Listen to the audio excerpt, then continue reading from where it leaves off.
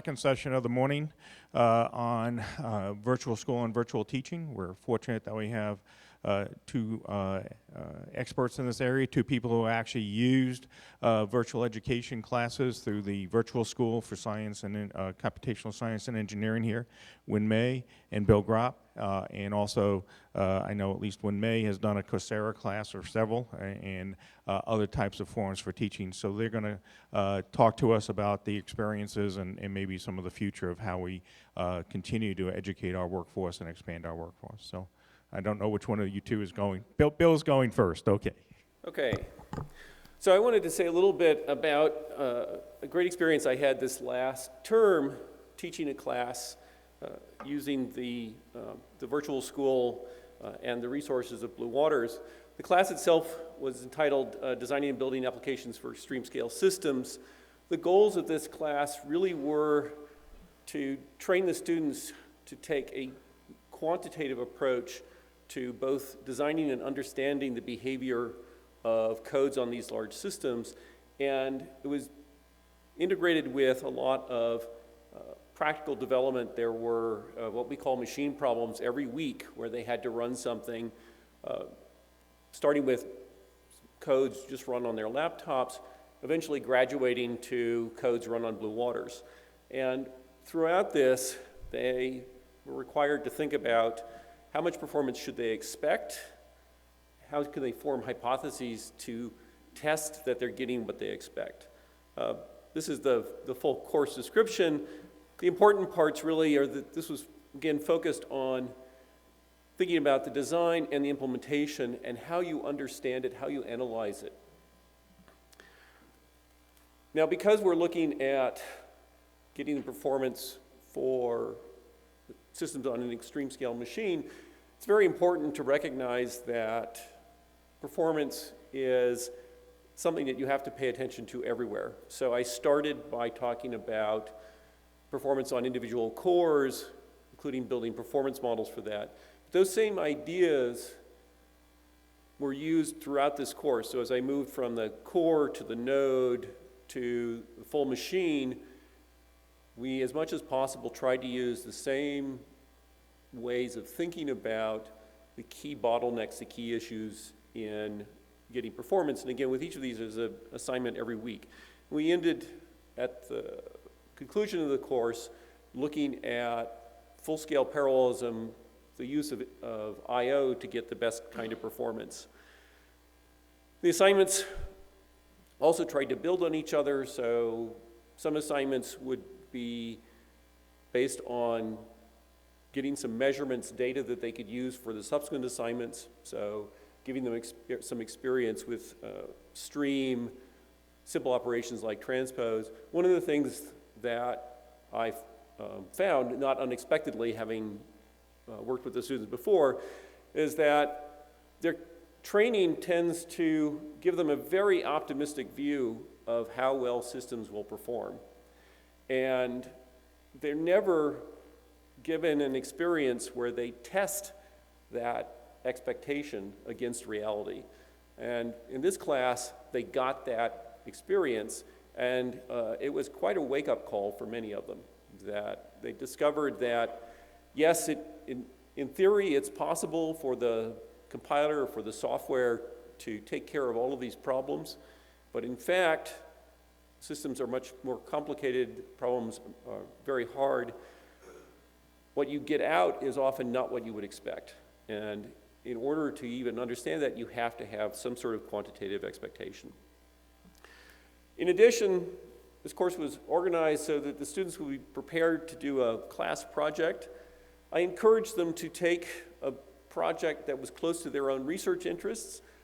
That again was a bit harder on me. I had to review a wide variety of projects, try to decide whether they would be able to fulfill the requirements of the project, which is to do some sort of quantitative prediction and then evaluation of the performance. But to me, it was very important that they really be invested in both what they're learning from the class and what they're getting out of the class project. And I did get some very interesting class projects. Not all of them used Blue Waters. I encourage them to do so, and a couple of them have done some very interesting things. But that freedom, I think, also helped them get the most out of the class. And then I want to emphasize second, this approach of flipping or inverting the class. So in this case, we recorded the lectures in advance. That was really helpful for me because I have an awful travel schedule. And that meant that I could put the lectures together on my own schedule, make them available to the students. The lectures ranged from 20 to 50 minutes. They included questions. There were places in the lectures where I would say, stop here, try this, see if you understand that, maybe point them to other references.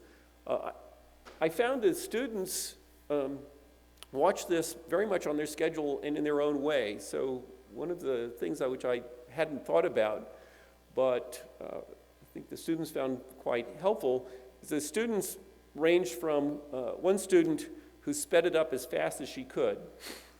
So it took the minimum amount of time to go through the lecture. And another student stopped frequently and did all the things that I asked. And those students were able to adapt how they interacted with the lecture to their own preferred style. That's just not something you can do doing this. So that was really great.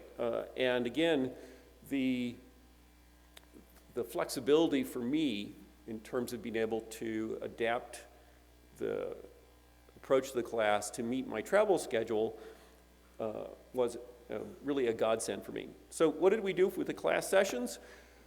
We typically use them for discussion. I will agree that having the students work things out, do projects in class is also probably, in fact, preferable. If I did this again, I think I would have more of those ready. But we had a lot of great discussions in class. I would prepare some additional supplemental material. Essentially, we'd work on them as a project in class together. It was a little bit of extra work, but it was a different kind of material that I would not have been able to have presented through a lecture. And so I didn't really find it an extra burden. And I think that it enriched the class and made it more valuable for the students and more fun for me. In terms of the future for this course, the lectures and the video, they're going to be available online. Right now, the videos are available online, but it's very obscure how to get to them. I'm going to put up a web page which will have all of the material available. I enjoyed this so much, I'd like to do it again. Blue Waters was a really valuable tool for this as well. I think it encouraged people to sign up for the class. In fact, I had a waiting list. We ran out of room in the class itself, so I could certainly give it again soon and have enough students for it.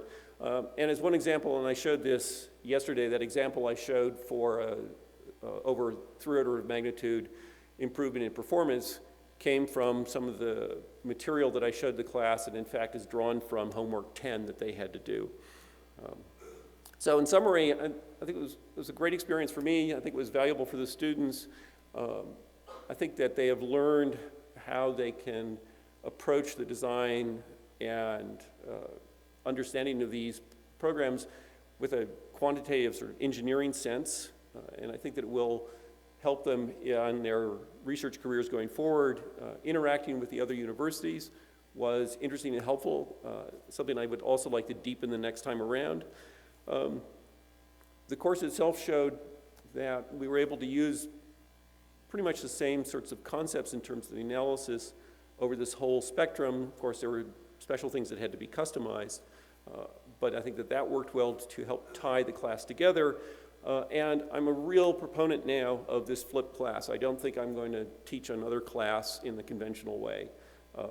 That even if next time I do a numerical analysis class, I'm going to do the same thing and flip it around, because I think it was much more successful, and the support of the virtual school to let me experiment with this was invaluable. So, thanks.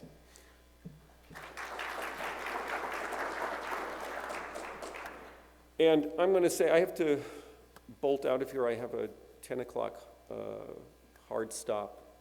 So if you have questions, maybe you can ask me now, and then when May's going to come up and talk about his class.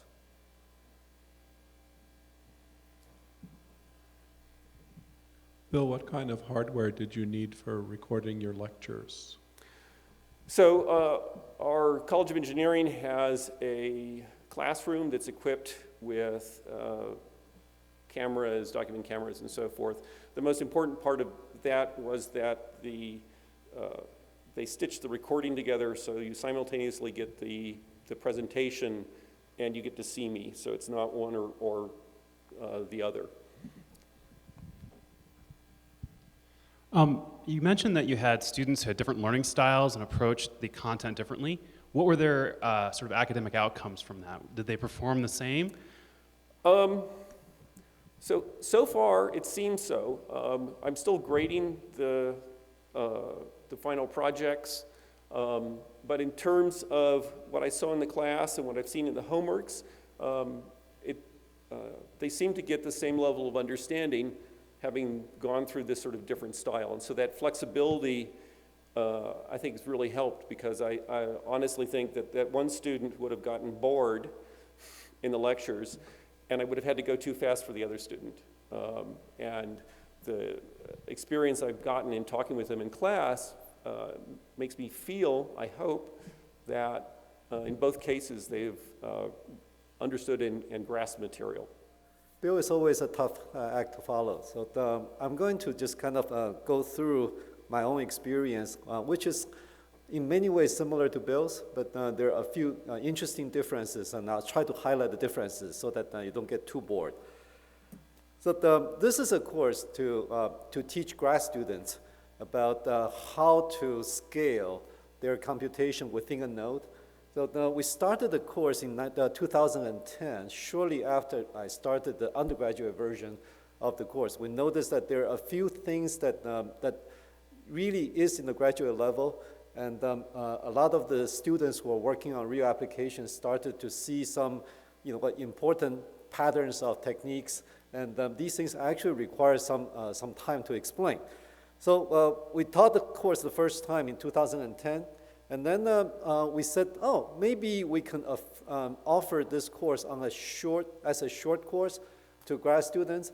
So we taught it as a one-week Virtual School of Computational Science Engineering course in 2011 and 2012. And a lot of the students said they came, they learned, and they got really interested, but they felt that they would really benefit from a full semester course. So we're scratching our head and say, okay, we can offer it to the University of Illinois students, but how do we make it available to other universities? And we also teach this course on a regular basis in Europe. Because of the visa problem, a lot of the students cannot come into US very easily, so we also offer that same course in Europe on a regular basis.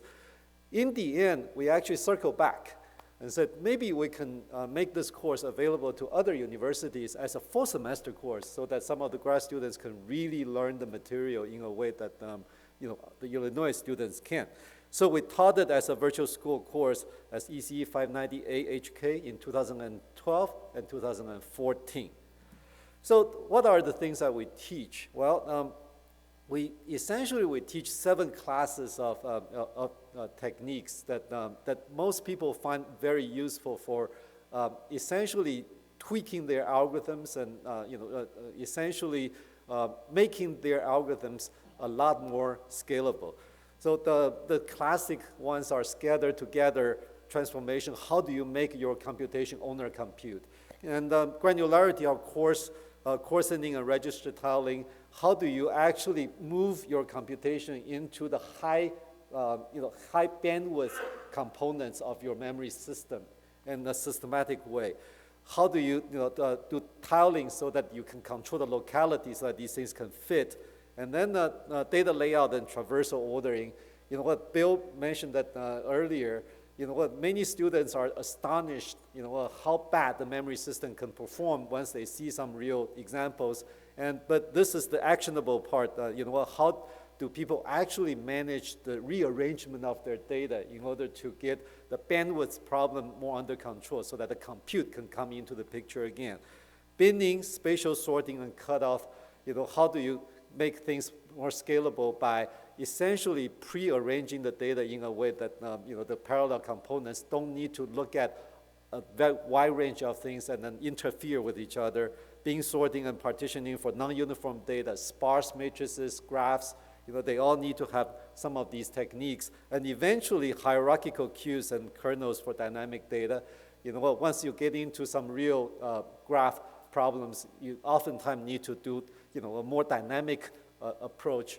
And this is actually a long kind of a journey for us to work with industries such as NVIDIA, AMD, and so on their dynamic queuing. So if you look at the current GPUs, now they have dynamic parallelism, and HSA has these fast hardware queues, user-level queues, and these are kind of in the past 4 or 5 years with all these iterations of graduate student teaching and then real application development, feedback to this industry, and so on. So these are really, really, I would say, very much an evolution of material as we work with the industry. So here is how we ended up doing this course in the past 2 times. We actually have a lead university, which is Illinois, and then we have several participating universities. In each case, we actually ended up working with 3 participating universities.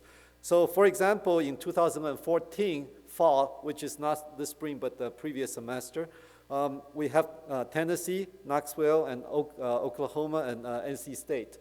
So the lead university provide video lectures, programming labs, exams, VTAs, wiki page, and grade report to all the local faculty.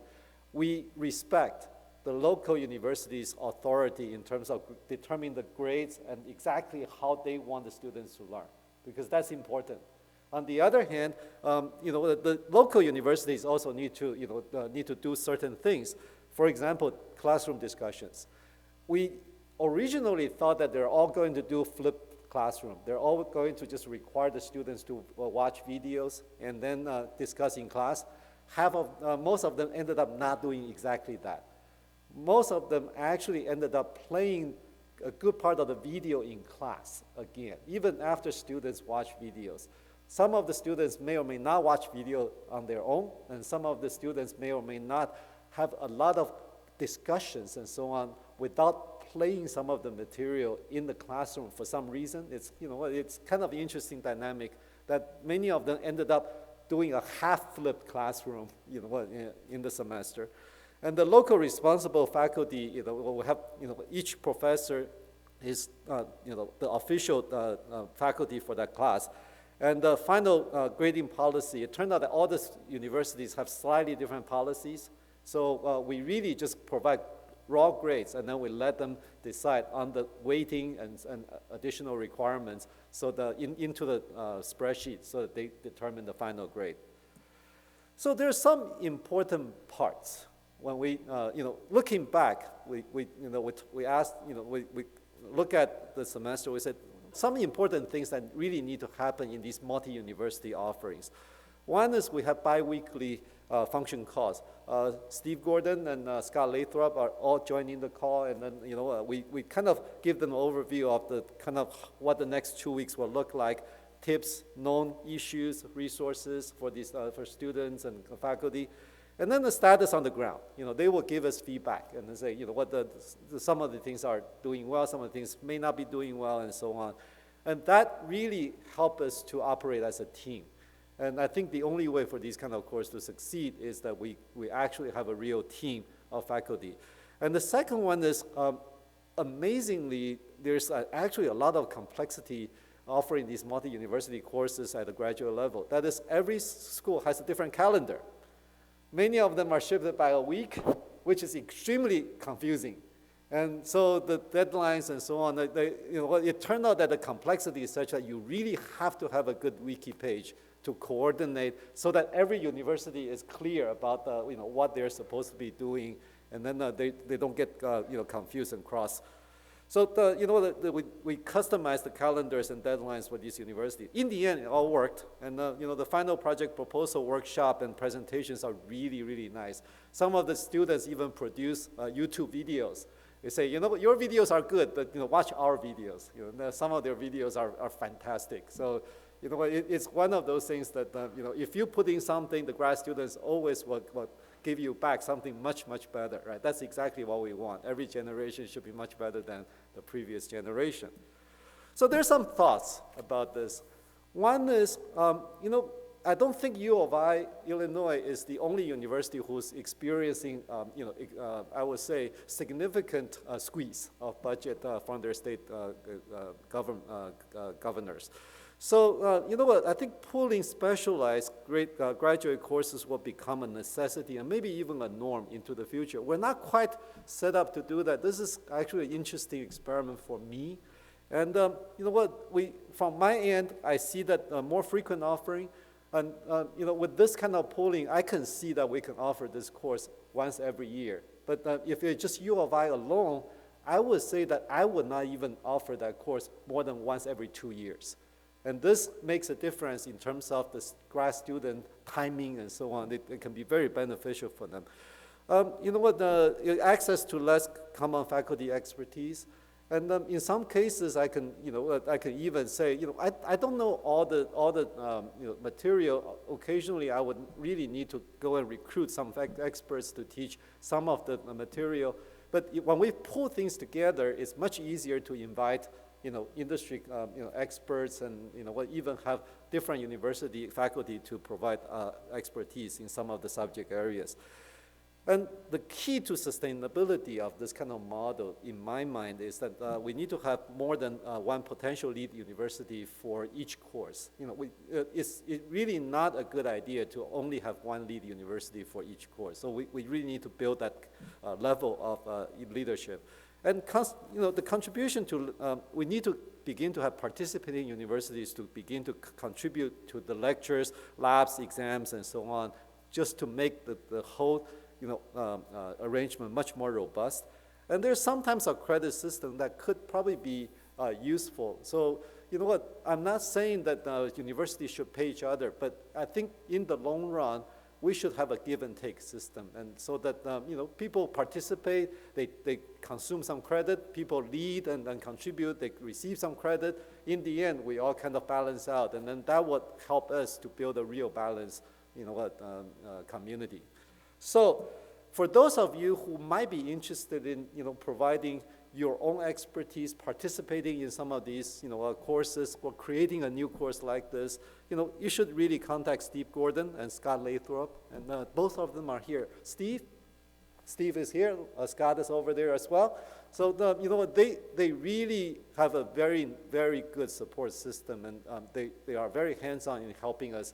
So, I highly recommend that, you discuss any ideas with them. Thank you.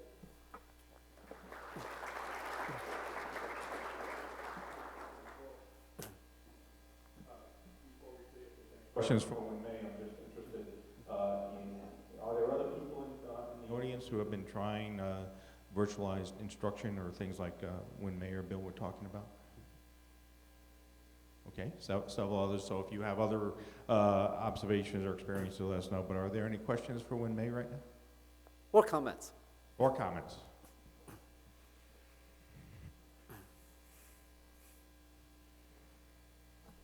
Is it? Hi, Wen-Mei. Zan Schulten from the University of Illinois. First, a comment. I want to thank you for teaching my students how to do GPU computing and helping to bring the NVIDIA Center to the U of I. When everybody tells me, oh, it's so hard to compute, the GPUs, what's CUDA about, I just send them to your online courses. It used to be my students, when they arrived at the U of I sent them to your class. Now the students arrive at the U of I having taken your course online from other universities. So it's working, and I have to say it's probably one of those things that, even though we improve the bandwidth, the speed at which students learn, it's not that much faster. So they sometimes have to repeat these courses, and it's great that they can go back and look at them. And so as a beneficiary of these classes, I really appreciate what you've done. Thanks, Nat. That's one thing that I did notice, that the latency of learning does not necessarily go down. So we have to give them time to digest the material. That's why, that's actually one of the reasons why we push so hard in the material to the online courses, so that they can access the material early on, even before they come to grad school. Exactly. One may, Scott Lathrop. Perhaps you have a lot of experience in doing this type of training. Perhaps you'd say a few words about this approach versus Coursera or similar MOOC style. Perfect. Okay. So in the past 5 years, we have done 1 week, 3-day courses, 1 week courses in terms of intensive courses. We have done semesters level on-campus courses, multi-university courses, and also Coursera. There are a few things that I kind of learned. Let me just compare this with Coursera.